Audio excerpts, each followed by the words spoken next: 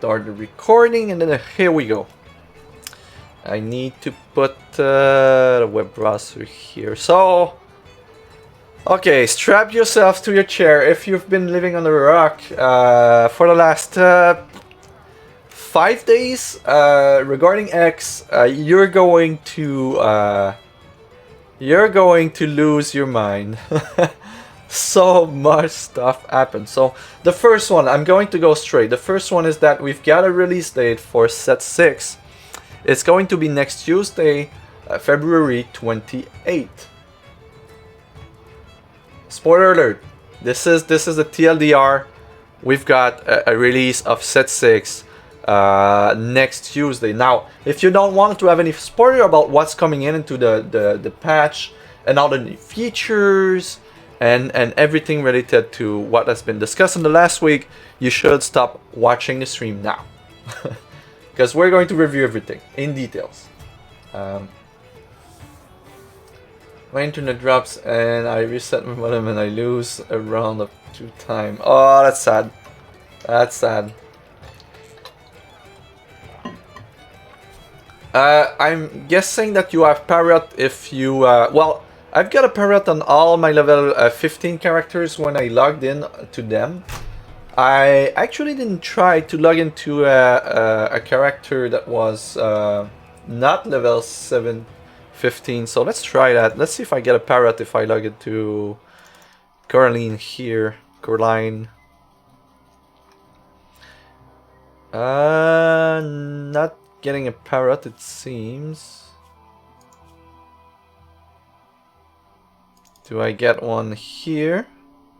I got one with the level 15 characters, so my guess is that if you clear all the quests from the Arachin Sea, or if you beat the Old Man of the Sea, you'll get it.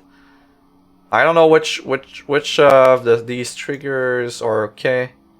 This guy here, I believe, cleared all the quests from the sea.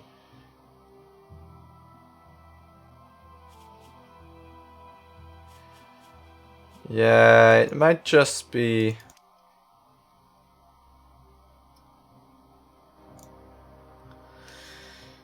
Gotta eat that bug.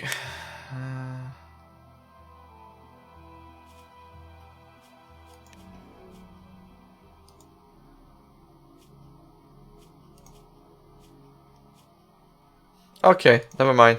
Yeah, you likely need to be level 15 to get a parrot. That is likely what needs to be done. Let's just put the auction house music in the background, and here we go. So I did my spoiler alert. Now time to review the news. We're going to go chronological here. There's a bunch of stuff. So last stream was last Saturday on the 18th. So any news after the 18th should be great. All right. First news, I'm going to start with Curry's open letter. If you didn't read it, very, very important read. So the TLDR is that X has now discussed with their provider, with their current provider, which was GameForge, and they decided to part ways. It is a decision that X made so that they could have more freedom to do what they want to do, and also it enables them to be just more agile, more flexible in their development cycles and what they release and when. So now they have the full control of on their game because they are the producer and they're the publisher. It does come with added responsibilities though, Scott. You know, having a publisher enables you as a game producer to not manage the infrastructure behind your game. They're providing the servers where your game runs. They handle customer support as well. They also GameForge also handle the transaction and the money transaction between the owner of the game and the users, and they were likely taking a cut on this one, of course. So they were taking their cut on the profits as well, I'm guessing, for the transaction. It helps because if you have a big publisher, then you know their name, and it comes with a certain amount of rep, and it helps getting the user going. So if you're a small gaming company, you don't want to self-publish because it does require you to do a bunch of stuff that you might not have the resources to do it.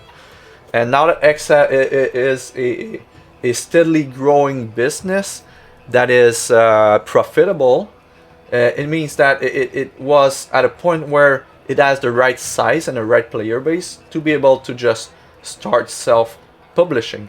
Even then, not all games want to self-publish. Even big games, some of the bigger games out there, they don't self-publish as well because they want to concentrate on just a game and let the publisher work the things in the background like customer supports and so on and so forth. But X decided to part ways with GameForge and then start doing a lot of things. So what does this mean for the game is that platinum transactions are going to be handled by by X Entertainment.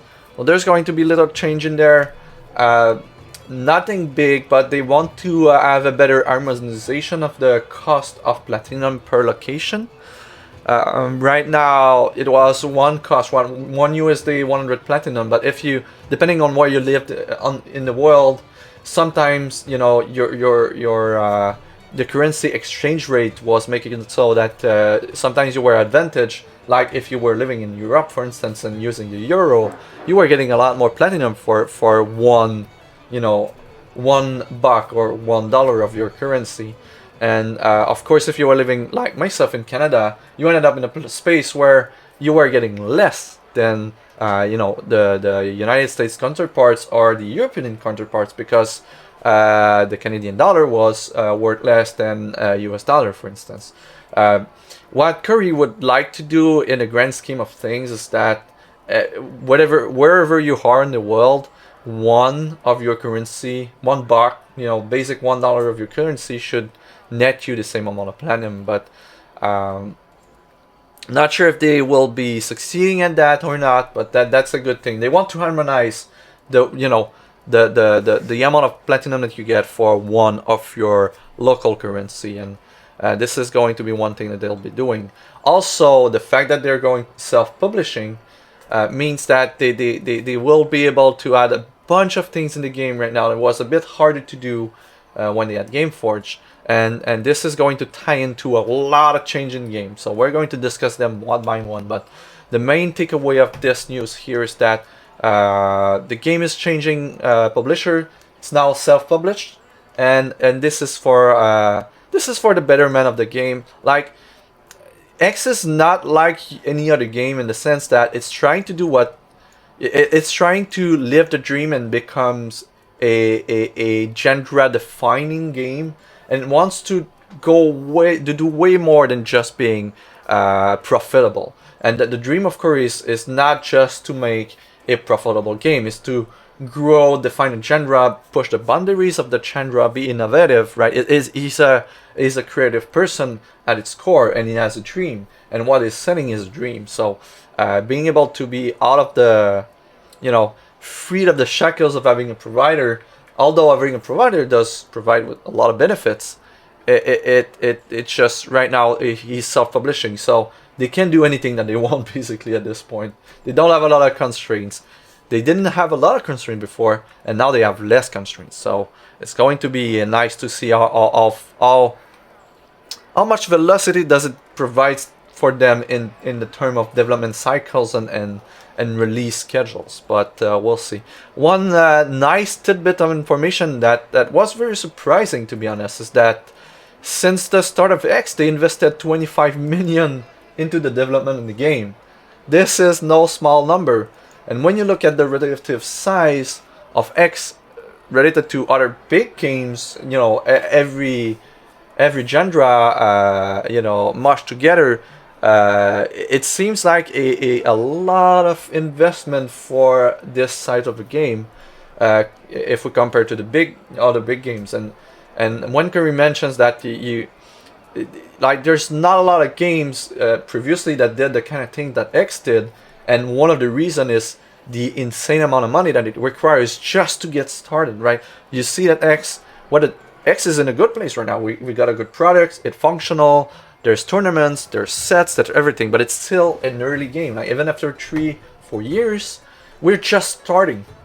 Because the nature of a TCG like that is that you're really getting pace when you get all these things, and the goals and what was depicted in the Kickstarter was still far ahead from, you know, raiding and a bunch of other stuff that will be in the game. So once we have a full-fledged game, there's going to be a lot more features, and likely the game will be bigger. But just, you know, it's just give you a lot of perspective when you see that at this point we're at 25 million invested into the game, and the Kickstarter was about what, 3-4 millions, and then maybe they got, you know, with the Slacker backer, they were like maybe another I don't know, 2 or 3 millions. So it's way less than 25 million. So my point is that when Curry mentions in his interview that we'll be reviewing in a minute, that the game right now is profitable, that's the proof there. I mean, since the start of the game, they invested 25 million into the development of the game, and the Kickstarter was way less than that. So between now and between then and now, they made a ton of money. Like 25 million is no small amount.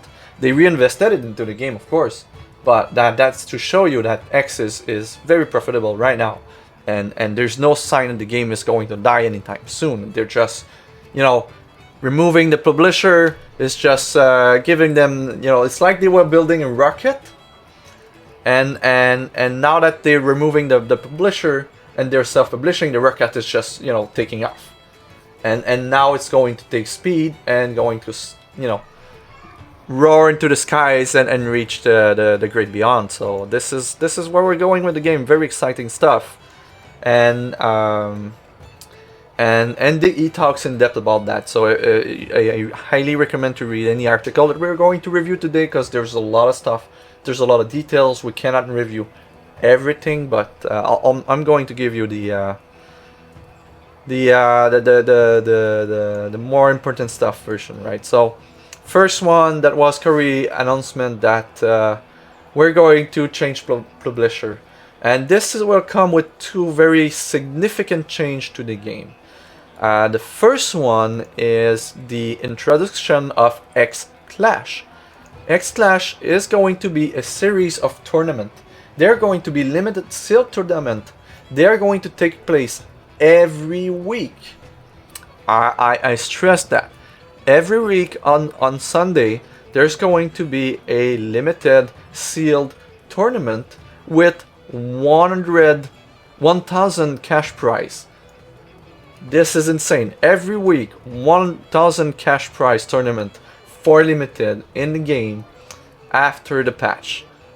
This is insane. This is a lot of value. Like, this is where you get the grinders. Like, if you're very serious, you know, professional gamer of TCGs or CCGs, and you see that every week there's 1,000 cash prize tournament that you can, you know, participate from home, it's just insane good value for the game. This alone is going to grab a lot of very serious player and bring them into the game.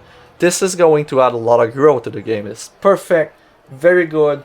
This is the one thing that we didn't have up to now is, you know, big cash tournament just for limited.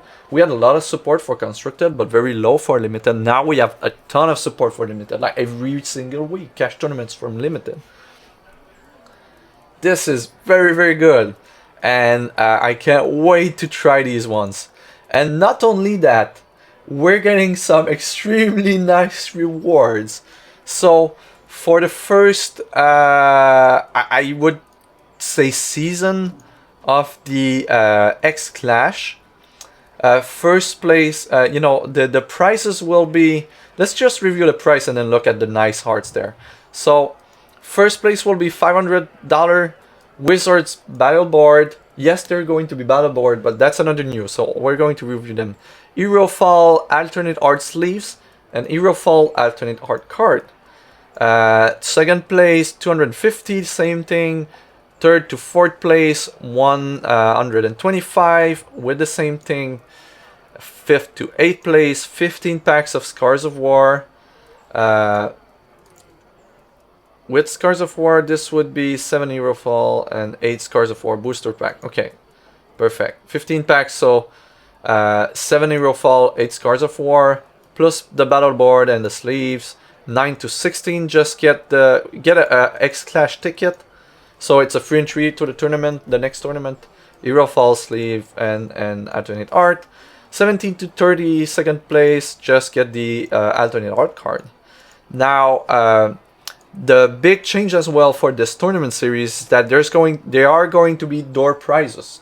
So outside of the top 32, random players are going to get rewards. There's going to be 8 battle board, 8 alternate art sleeve, and 8 Eurofall cards. So even if you don't win, like there's going to be 32 random prizes handled. So first 32 get something, and then 32 random player gets something as well, just for participating.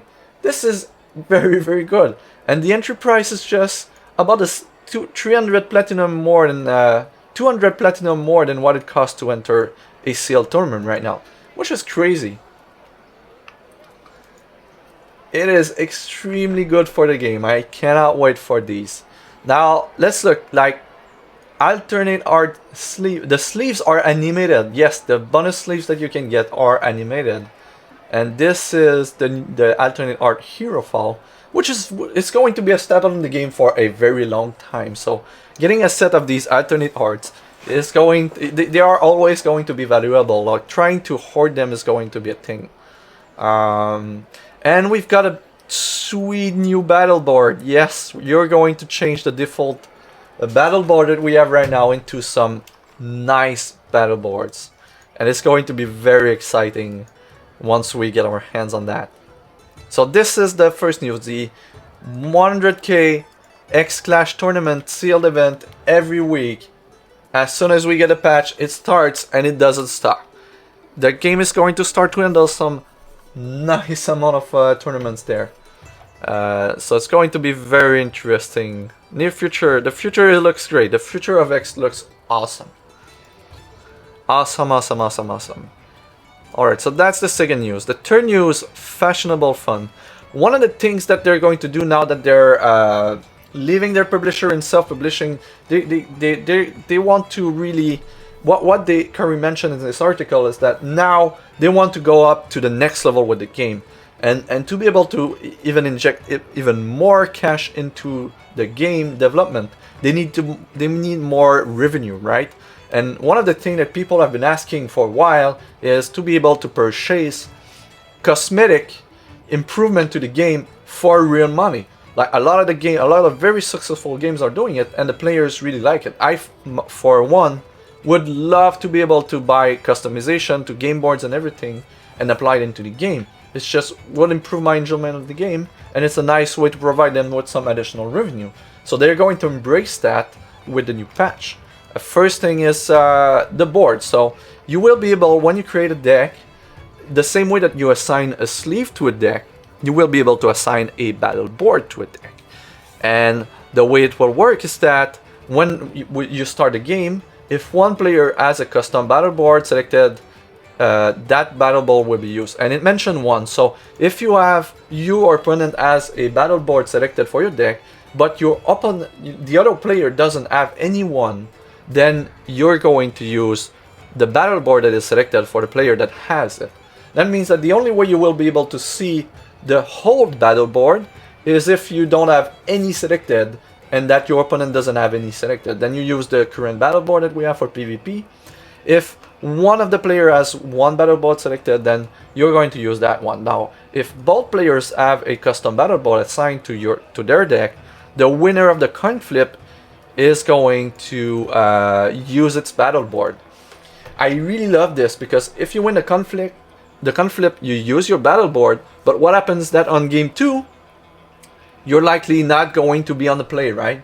So you're going to use your battle board every match. Like you're always, unless your opponent decides to be on the draw, you're going to see your battle board once per match, and your opponent is going to see theirs once per match as well.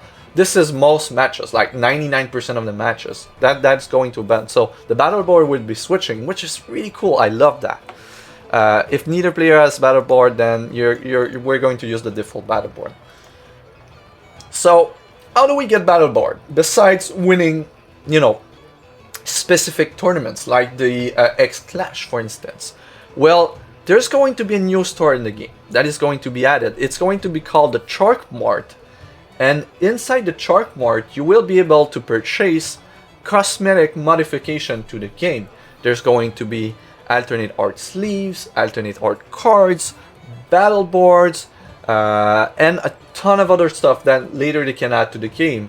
There even were mention of alternate art, alternate champions, and all sorts of good stuffs. But what you need to know right now, if we're sticking to this news, is that there's going to be a new store, a new place in the store that's going to be the Shark Mart, and inside of it you will be able to buy a bunch of things, amongst them battle board. So what they're going to do as a starter is that you're going to be able to buy the PvE boards that we have currently in the game.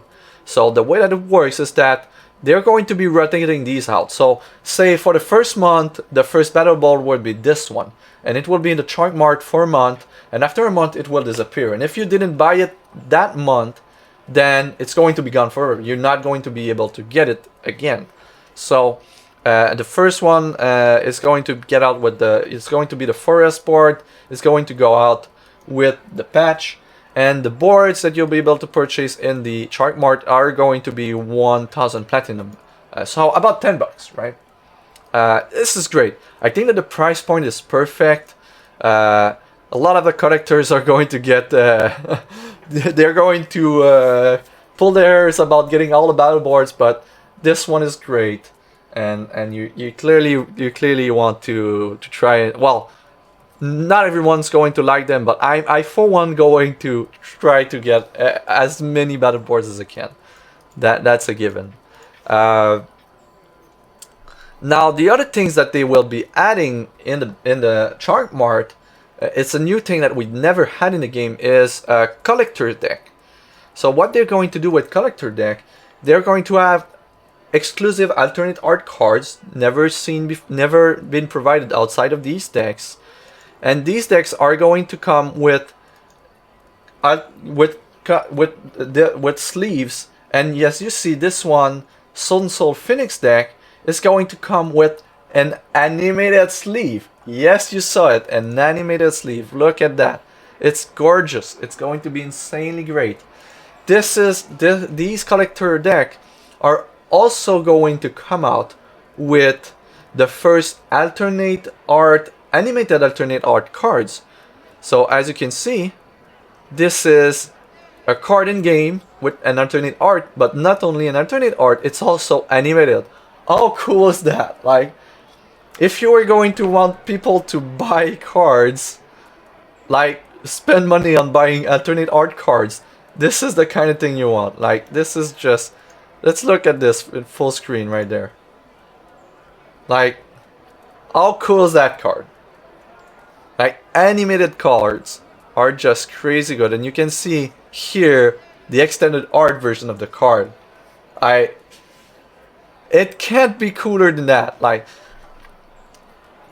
forget about 40 cards. Animated cards are the real deal. Like, great. It's just awesome. Like,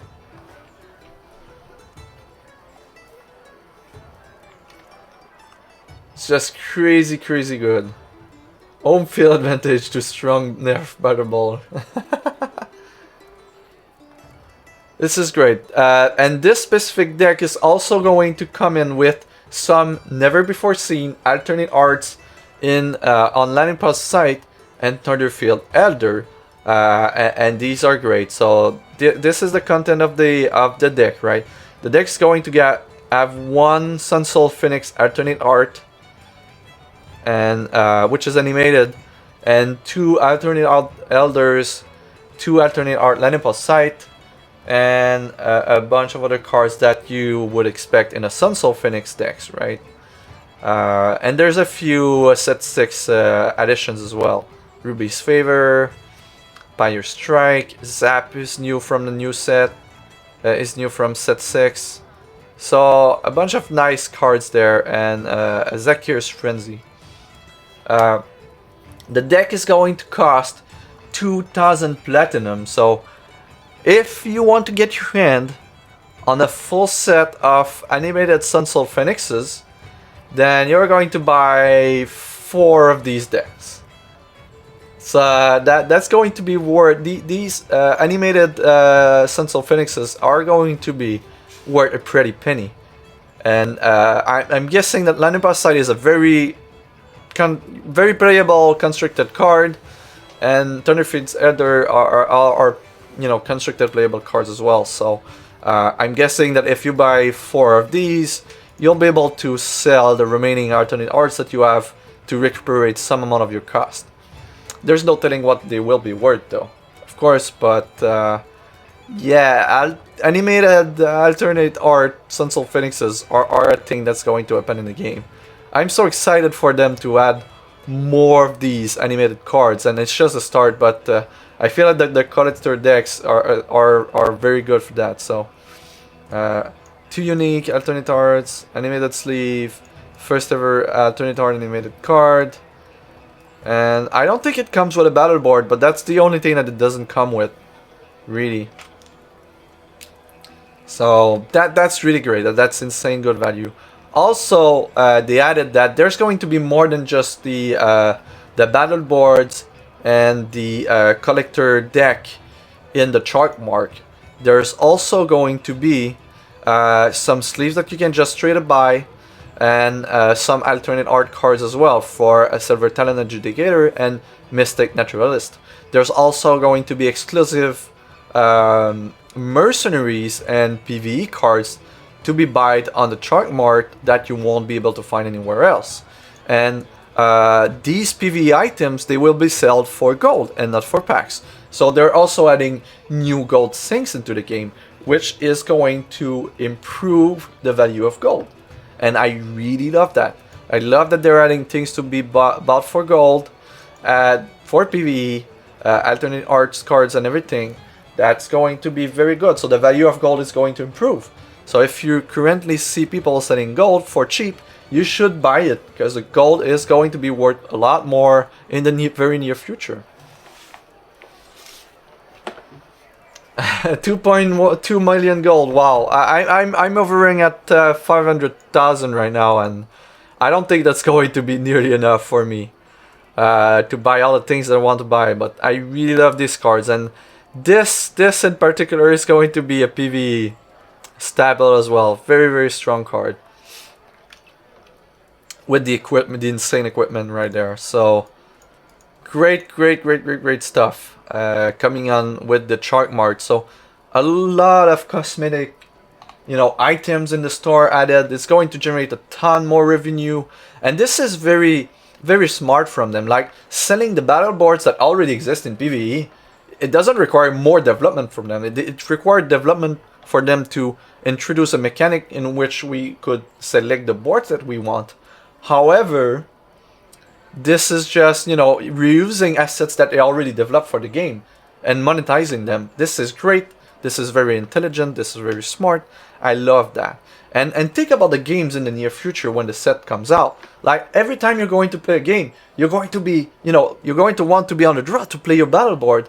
And once you're and on the next game, when you're on the play, you don't know which battle board will be used, and it will always be a small discovery every game to say, oh, that's this battle board, I really like it. Or some, you know, winners of the X tournaments going to have this sweet battle board that no one will have, and it's going to be sweet playing against them, and then all of a sudden seeing the new battle board, and it's going to be very interesting.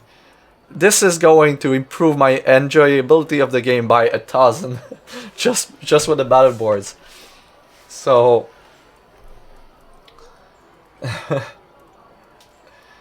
it's PvE pack time. I didn't even look at PvE cards. Shop Smart, Shop Chart Mart. Yeah. And for those who didn't know, Chart Mart is a card that is going to be in set 6. Like the Chart Mart is a card in set 6.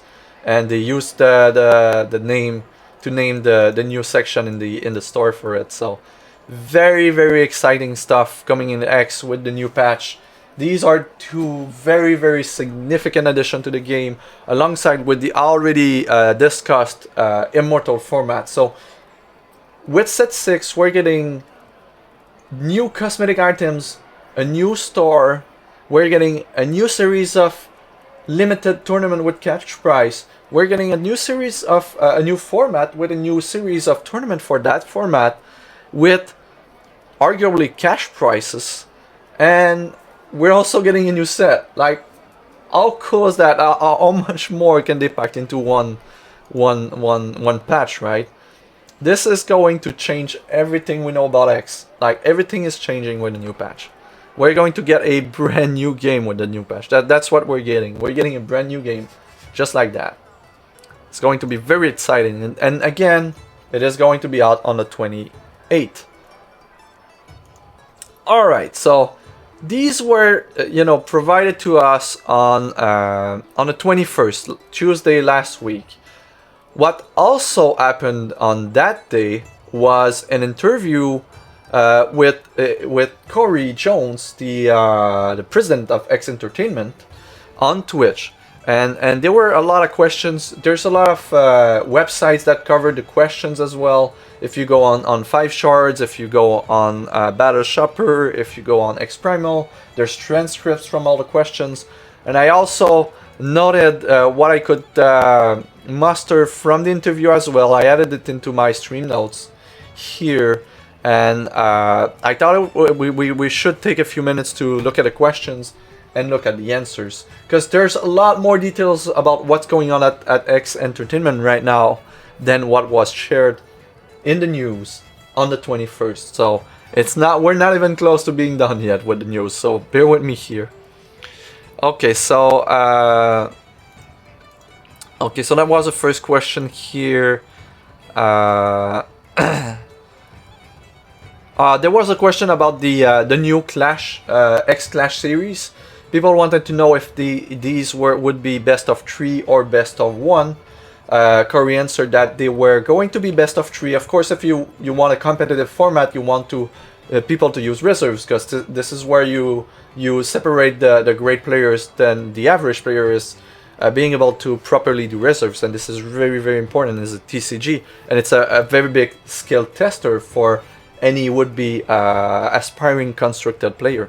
So of course the new X Clash tournament is going to be best of 3s for the sealed tournament. The next question was about cosmetic stuff and what's to come. So they wanted to know, on that date they revealed the animated arts cards, the new battle boards, the new alternate art, PvE cards and sleeves that you could buy on the chart mark. But people asked from the Reddit thread,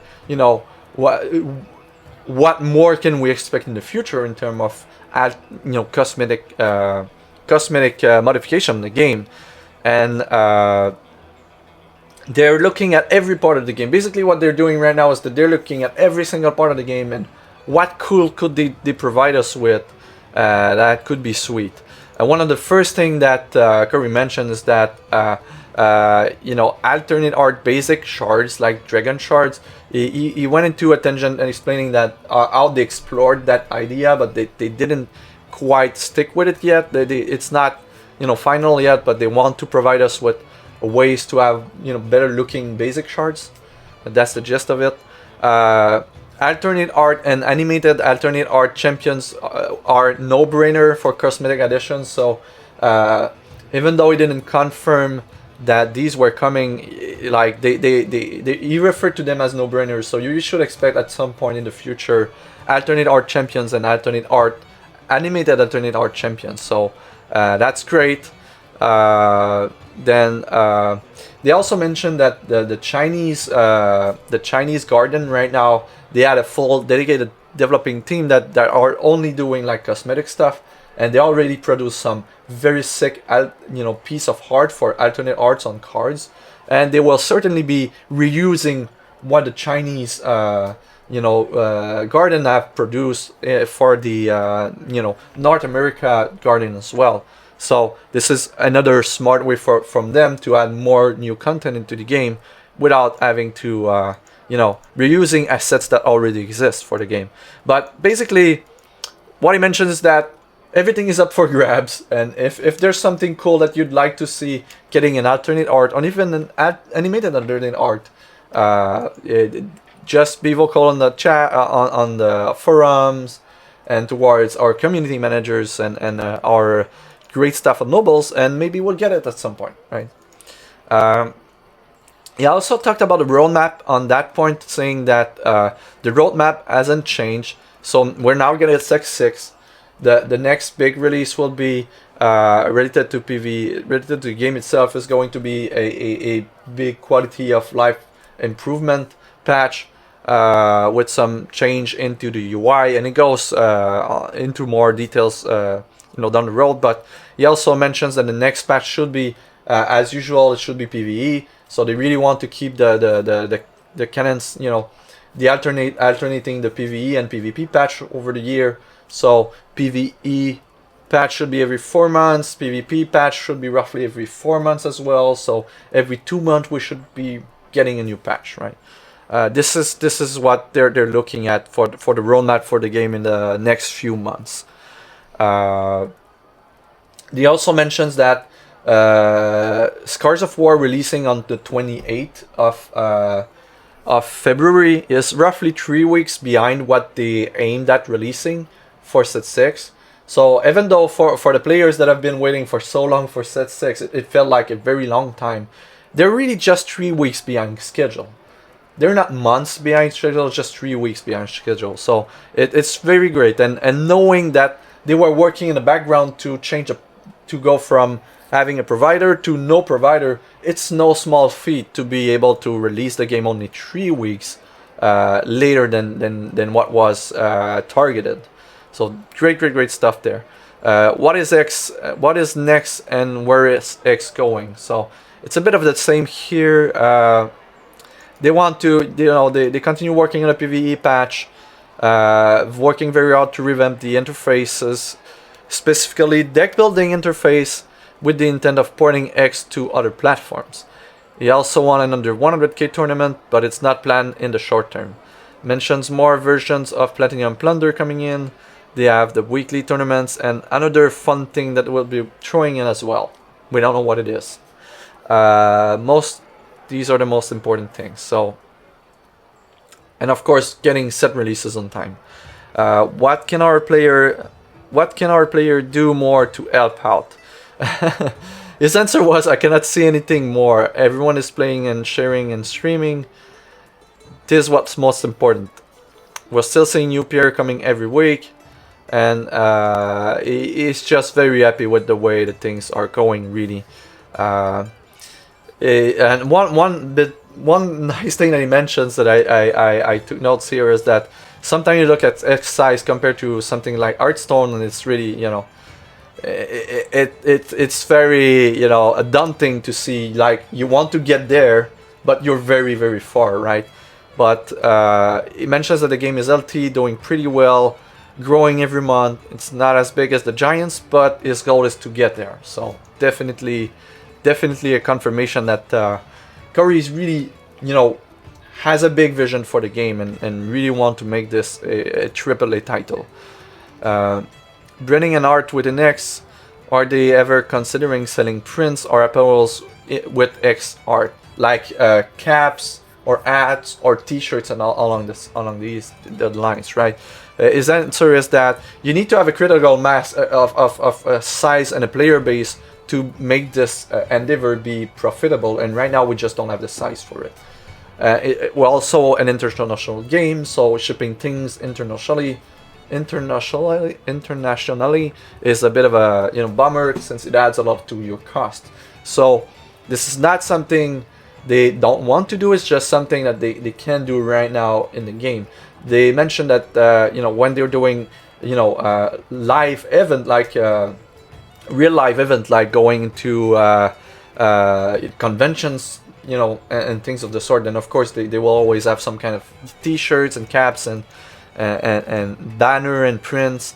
but for the most part right now we're not big enough of a community, and the game doesn't have the player base, you know, that can support that kind of thing for now. That it's not out of the question. What were the toughest decisions they had to make regarding what was touched in the Kickstarter? So of course they still want to deliver everything from the Kickstarter in one form or another.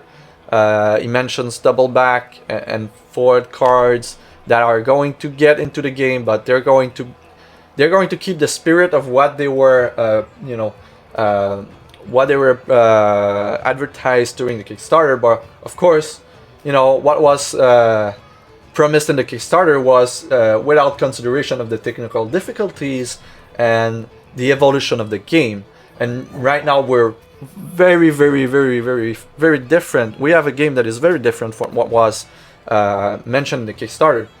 To the better. I mean, they're evolving, they're adjusting to player feedback, and they're tailoring the game towards that, right? The game is slowly getting its own identity and its own personality, but it does mean that it comes with a lot of change, and they would not be able, some of the features that were, you know, mentioned in the Kickstarter, they just wouldn't be able to put this into the game right now, which just would be bad. They need to change them. Other features from the Kickstarter are just technically very hard to implement, even though they might look small, and this is what they're trying to do to fit them in. But what he mentions is just that they intend to produce these features over time, and they do intend to add them in the game as we progress, and this is what we're seeing with set 6, and they don't intend to lose track of that. You know, it mentions double back, and you just want to make people that that funded the Kickstarter happy, mentioning that right now the raid leader, the guild master, we don't really have these features yet in the game, but they've provided the pro player and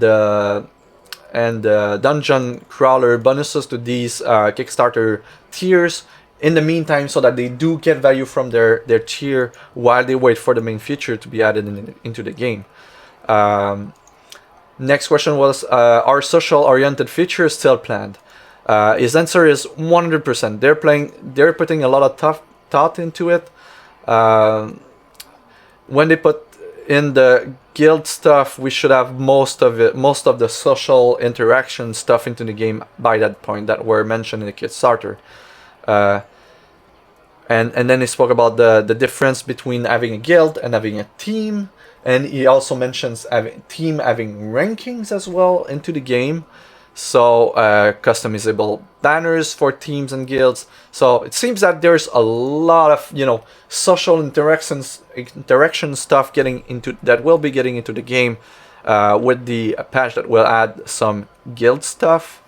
We don't know if guild and team stuff is tied into the strongholds that that X Entertainment alluded for the Adventure Zone 2, a feature that was supposed to release with Adventure Zone 2, but that was postponed to make sure that they got a release quicker.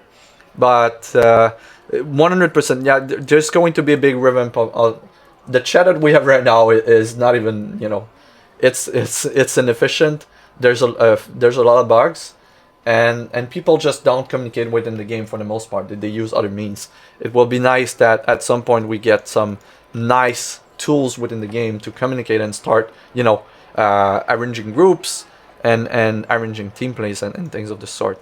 There was a question about new possible, you know, alternate formats like EDH from Magic, for instance, and his answer was that they need to be very careful about that. They'd like to do as many as they can, but the big thing is that they don't want to dilute the player base between too many queues, and at some point even if you have the player base, it becomes very daunting for new players. So you need to be careful about what they choose as formats that they provide.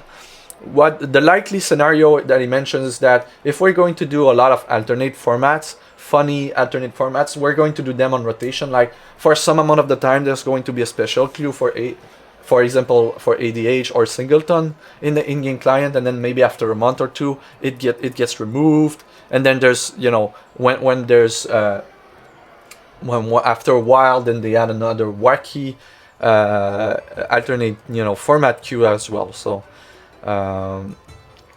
Another next question was, are battle boards items we can trade or gift? Answer is currently the current plan is that battle board works like sleeves, so they're bound to your account. You cannot trade or gift them, but they're not 100% set on the idea. So we may be able to trade or gift battle boards in the future. What he mentions that they want to be careful with is to create a secondary market where battle board would become some kind of a currency in the game, an alternate currency in the game, as packs are. And that could be very tricky to handle. So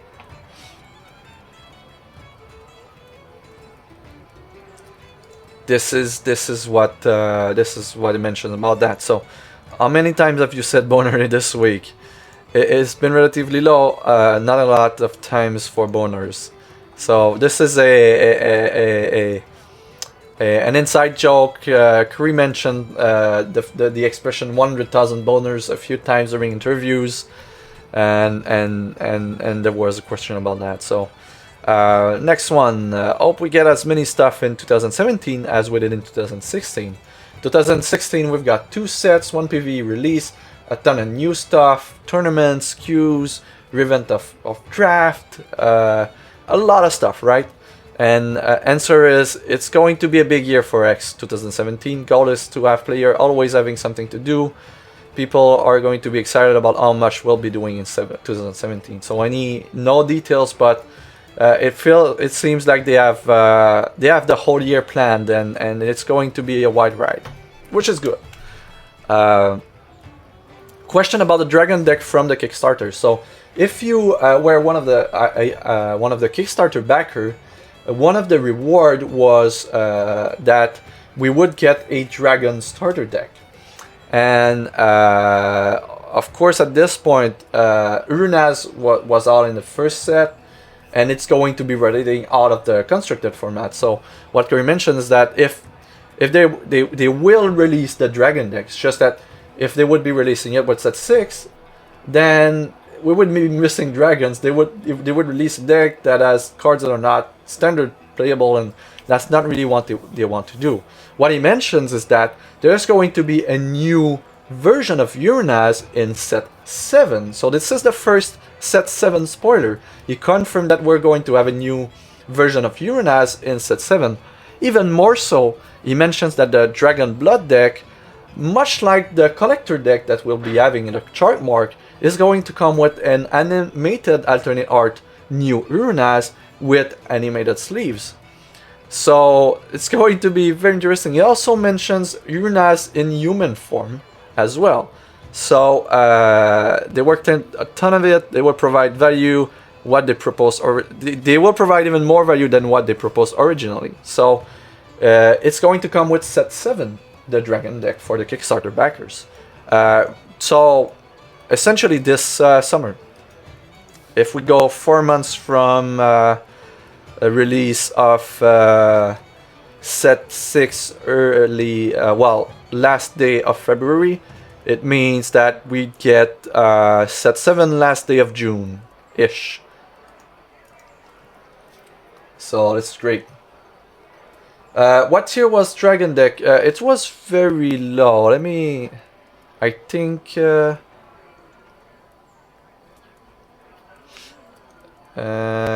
campaign X backers reward. Okay, so let's see. Chest, Squire tier. Invite. Warrior tier. Captain tier. Do we get the deck here? Let me just... Dragon's Blood starting deck. It came with the champion tier. Was the 1, 2, 3, 4, 5... The 5th or the 4th tier of backer was the Dragon deck.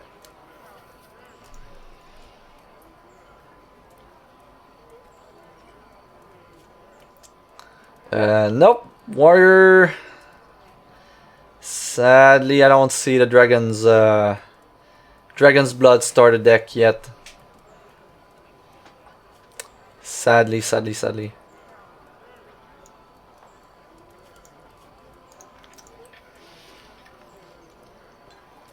So a great insight on set 7 in during the interview. Quality of life in the auction house. Yes, part of the deck builder quality of life coming is related to how we buy and sell card. Much easier, much more intuitive. So what he confirmed is that with the deck builder UI revamp that he mentioned earlier in one of the questions, we are also going to get a quality of life improvement to the auction house as well. So it's all going to be in the same patch, basically. Is it the best time to be Xing a what? Yes, it is. How does localization is going to happen after transition between the old provider and no one? We're having a look at it, specifically Turkish, Portuguese, and another one. They want to, sorry, they meant localization, like having the game in other languages. So they're looking specifically right now at Turkish, Portuguese, and another one. They also want to look at Japanese and Korean. So very interesting to see if they can branch out the game into, you know, other countries in other language. Would be great. How many hours of work total have gone into X? You know, he mentions that you just didn't have the number, of course, but he mentions you know, he reiterated what was in the announcement that they spent 25 million to the game, and they are very proud of where they are right now, and they just want to make this into a monster, basically. Is there something you can do now that you weren't able to do before having a publisher? It's not something specific, it's just being more agile. Now that they don't have a provider, they have more flexibility overall. It's just not specific things, but things can be moving faster for them. Silly question. Are there any plans to bring back constructed on-demand queues? They are going to create a... Now, this is something very cool that was never announced before. So what they're going to do is that in the foreseeable future, so likely this year, we're going to have a tier after Cosmic. So what will happen is that you will reach Cosmic in Constructed or in Limited, and once you're Cosmic, right now the only thing you can do is you know, farm rank into the ladder so that you make top 74 and go into the Cosmic Round Showdown. But what he mentioned is that what they want to do, and what player have been asking for a while with the ladder, is a reason to continue to play in the ladder if you're not interested in top 64. Even then, people that reach top 64, they don't have a lot of incentive to play more if they're not losing rank at the moment. So what they're going to do is that they're going to add a third currency in the game. It's going to be Cosmic Coins. And when you reach the Cosmic portion of the ladder, every match you win going to provide you with a Cosmic Coin. And the Cosmic Coins are going to be tradable in-game, and you're going to be able to use them in the chart mark to buy exclusive tradable items that are going to be cosmetic, you know, cosmetic stuff like alternate art cards, boards, animated cards, and so on and so forth. So in a sense, every match that you will be winning in Constructed and in Limited in the Cosmic bracket is going to provide you value. It's going to provide you with one coin. Of course, there's no way to tell what's going to be the value of a coin, but if the things in the chart mark that you can buy with the coins are really interesting, then they're going to have value, and they're going to be tradable for platinum as well. So he didn't mention it, but he mentioned that it would be the third currency in the game, so maybe we'll even be able to list things in the auction house with a Cosmic Coin price instead of a platinum price. Who knows? But it's going to be very interesting. This is going to really appeal to the grinders in the game, and it's going to reward everyone for playing one more match, like one more match, one more coin. And people, you know, the big players in the game, they're going to find these coins and exchange them for platinum and then hoard platinum, right? So very, very cool feature. Can't wait to see that coming in. Of course, it didn't mention when, but it's going to be there sometimes this year. So sometime this year we're going to get a very big improvement to the ladder, and it's going to be insane. What about Strangles? Very far along, was supposed to be with AZ2, but had to wait. So if they were targeted AZ2 with the Strangles, it's a safe bet to assume that there's a very strong chance that we get the Strangles with the next PvE patch, which could be AZ3. Another question about alternate formats, more character slots. There is a plan. We need to fix that. But right now, they recognize that having a very limited pool of character slots right now for PvE, with the combination, that we have between the races and all the classes, and there's even going to be new classes coming in. He mentions that they're going to fix that. We're going to be able to acquire more character slots, and they're not 100% sure how they will be doing it yet, but it might be a gold sync, it might be something you buy in the truck mart, for instance. So really want to add that into the game.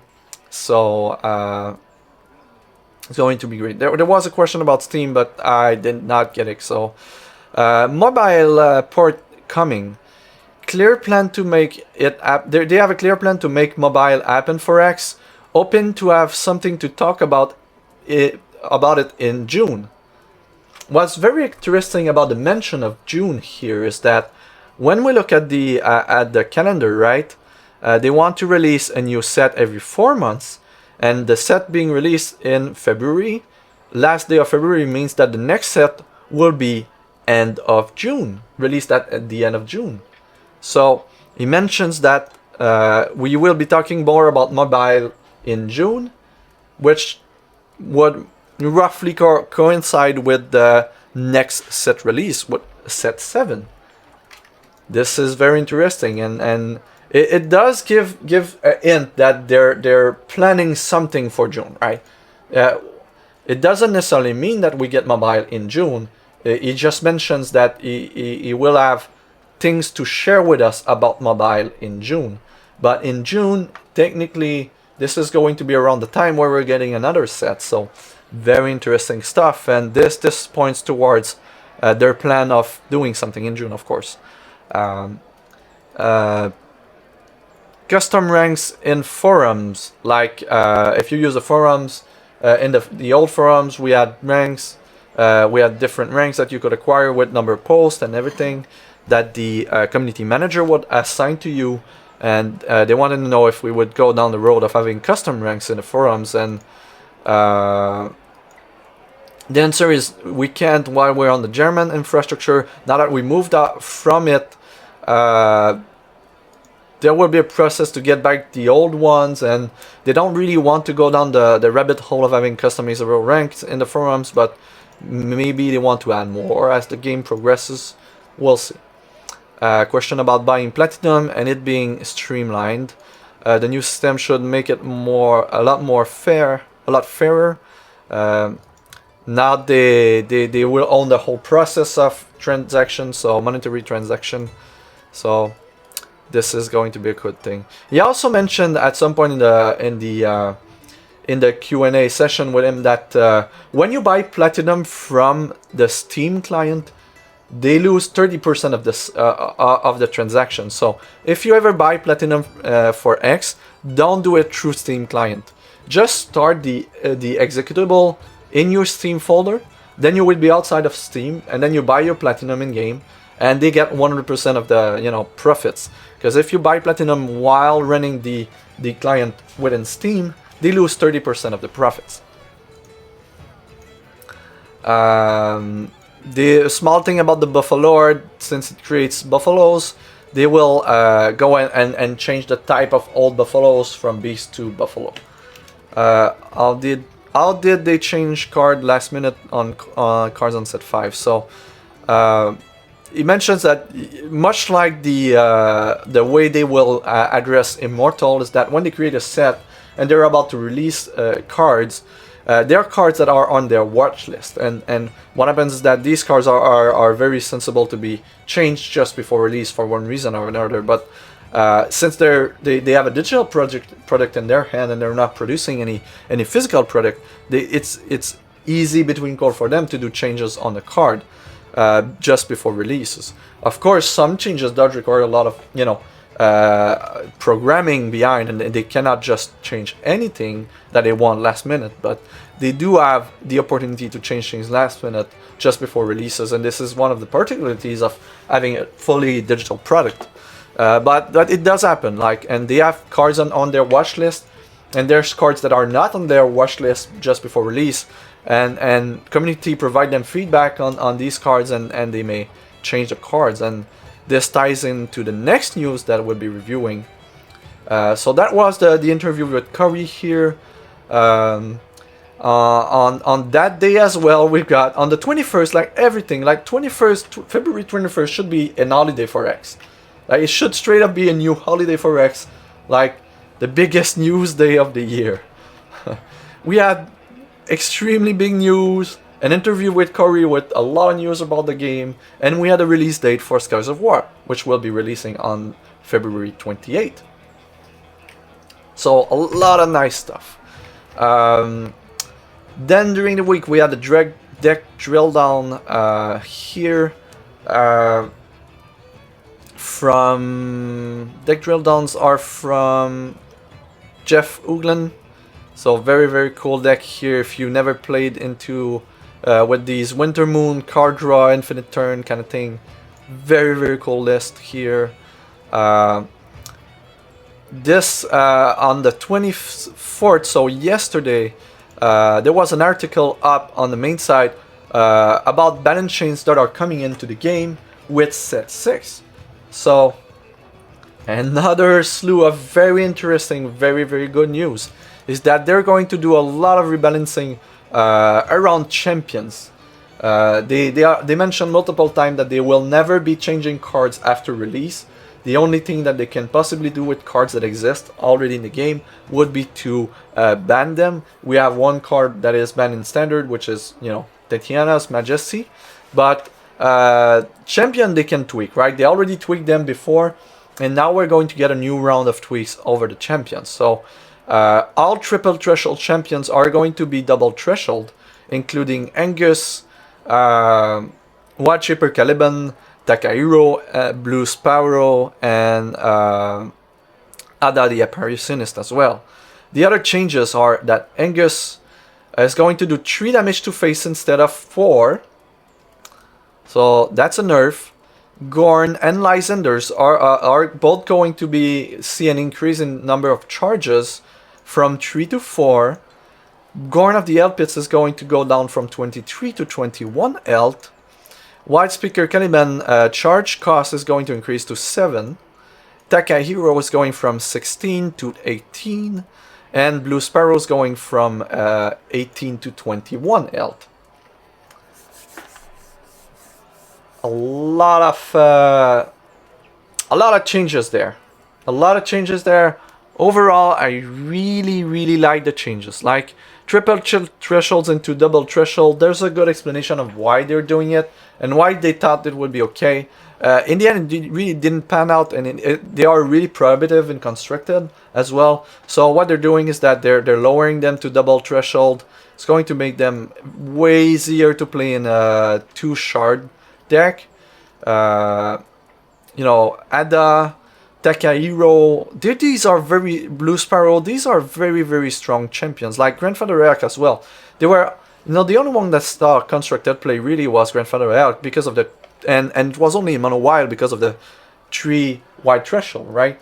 But now that it's 2 white threshold for +3/+3 in Crush, this opponent's a lot of space for deck builders in constructed to be, achieving 2 white thresholds on turn 4 is very achievable. 3 when you're playing 2 shards is really hard. So Blue Sparrow, Elk, Takahiro, Hada being 2 thresholds is very significant. Angus now being 2 threshold is very interesting as well. Although the damage was nerfed, it now means that we will be able to play 2 different shards with Angus instead of just one. And most of the cards that we were playing in Angus at this point were single ruby threshold besides Anarchist. So it's going to be very interesting to see where Angus evolves. But it being 2 thresholds is going to open the space for deck builders as well. The nerf to 3 damage instead of 4 is not that big of a deal to me. I think Angus is just going to be as strong as it was before. There's not a lot of games where you just won, with exactly the right damage with Angus. You usually have a few over. So from 3 to 4, what's going to happen is some amount of time you will miss the game by 1 damage. And if that happens often enough, then that's a significant nerf. But I'm not even convinced that this is a nerf. If anything, I think Angus just got better because of the 2 ruby threshold that it's at right now. They mentioned Gorn and Lysander having they were overly used in limited. They just were too good with the synergies that had in set 5 that were asking you to attack, and these 2 champions particularly were rewarding you from attacking. So this is why they're going to upgrade them to 4 cost instead of 3. They're bringing Gorn back to 21 health to just harmonize things as well and make it a little bit more sense, because this is an aggressive power that wants you to attack, and usually aggressive champions tends to have less health compared to the control champions because they provided you with an aggressive outlet, pressure, and it being at 23 was just so good. So this is why they're changing it for this set. Wildshaper Caliban is a very interesting change, going from 5 to 7 charges. What I mentioned in a sense is that it was just too swingy. The power level between 5 drops and 7 drops in the game is very significant. There's so a lot of the time, if you were getting the right hits, you just were winning the game on the spot, and the other amount of the time it just wasn't doing much. So it was creating a play pattern where it was kind of like drawing the lottery, and if you draw you win, and if you don't draw you don't win, and it wasn't really a great player experience.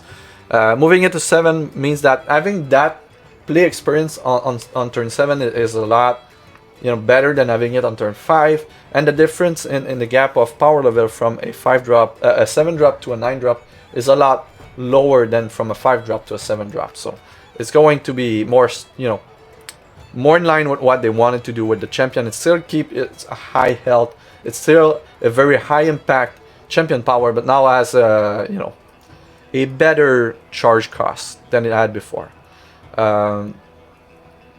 And there was a few buffs to Takehiro and Blue Sparrow because they were not seeing play at all, and now that they have more health, they're going to be and only 2 threshold. This is 2 very significant buff, and even Takehiro getting more is going to make a very big difference for Constricted.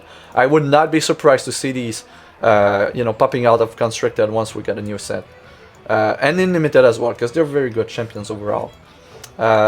Spoiler change. So 2 of the most debated cards from the spoilers so far were Ruby's Favor and Dread Transport. If you follow my stream, you know that the first time I laid my eyes on Ruby Favor, my first reaction it's too strong.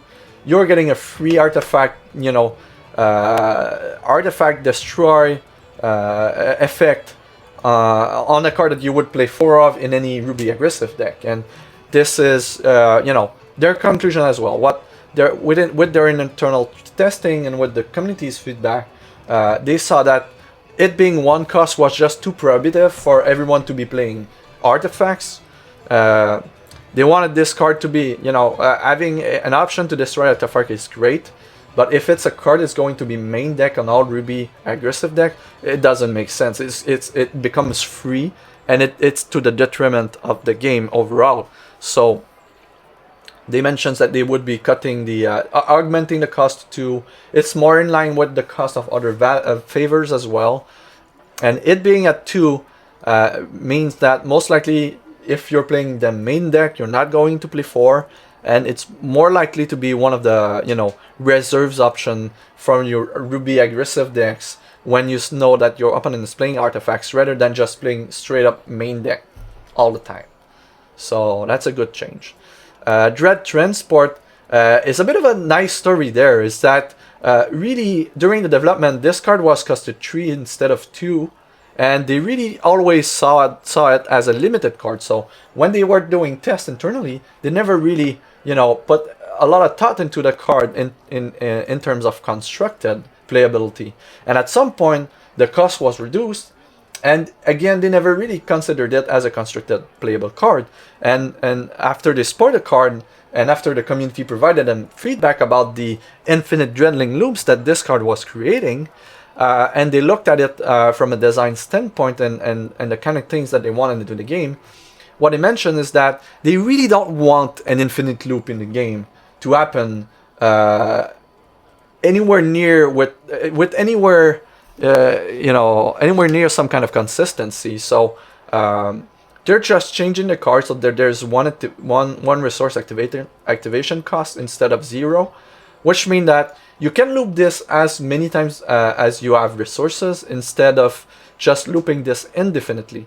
It's still pretty good. It's still a very strong combination, being able to, you know, if you have access to 5 resources, being able to generate 10 dreadlings is fairly good. And it doesn't take a lot of turn to kill someone with 10 dreadlings a turn. However, it does mean that it's no longer infinite, and it makes a huge difference for them. So for the game, not having this infinite combo that can go off on turn 1. Now you will be able to go off with a card. It's just going to require you to have a significant amount of resources, which is okay. So very big change.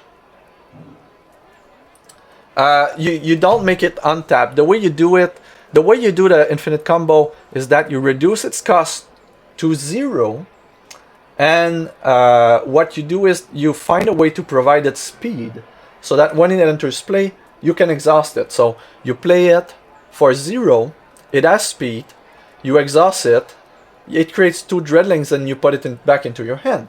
Then it costs 0, so you just replay it, get it back into your hand, replay it, get it back into your hand, right? If there would be no resource cost associated to it, you could do that as long as you want. Now that there's a resource cost, you'll be limited to the resources that you have. But the way it untap is that you put it back into your hand and you replay it. And if you manage to make it cost 0, then you can just replay it indefinitely. That's the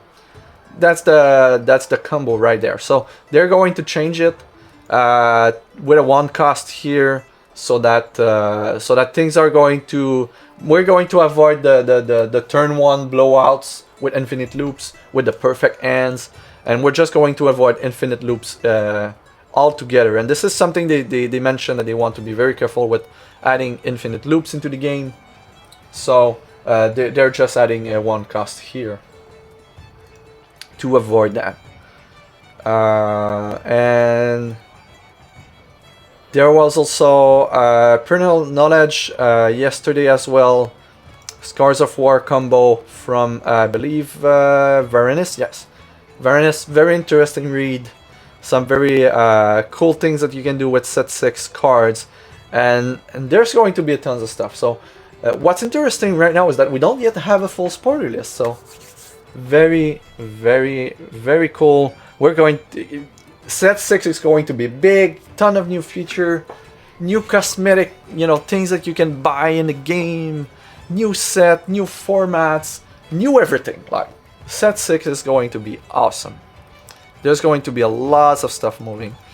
What we could do is look at a few of the recent spoilers, and then we'll calculate it today. I'm not going to do gameplay. I'm just going to wait until we get a new set, and expect bonus streams all week next week. I'll stream as much as I can. We're going to do a ton of stuff next week, so I'm not going to do a lot of gameplay this week. I just wanted to review the news, because there was a ton of news to review, and we're going to switch back to constructed and limited, playing a lot next week. I'm trying to see if I can get the release day off. If I do, there's going to be a 12-hour stream on the 28th on my channel, so looking forward to it. Yeah, tons of great spoilers. I'm not going to review them right now, but if you go on 5 shards, you'll see the most recent ones here. Very notable, the Angel of Atonement, Soul Speaker, Revenant. Yes, we get another Revenant, but this time at rare. We've got a Death Seeker, very, very strong constructed card as well. So definitely look for the new spoilers. Tons of great stuff here last week as well. And man, I cannot wait for set 6. So we'll end the stream there. Again, going to do a ton of gameplay next week. So I'm going to just prepare for next week. There's a ton to do. Expect a lot of stuff. A lot of nice giveaways as well. So this was CoachFliperon signing off. Wish you guys a great week. See you in the set 6 world next week. This recording is going to be on YouTube in the next few minutes. And don't forget to follow me on Twitter and on Twitch as well, as always. So take care, guys. Have a great weekend and see you in the new world.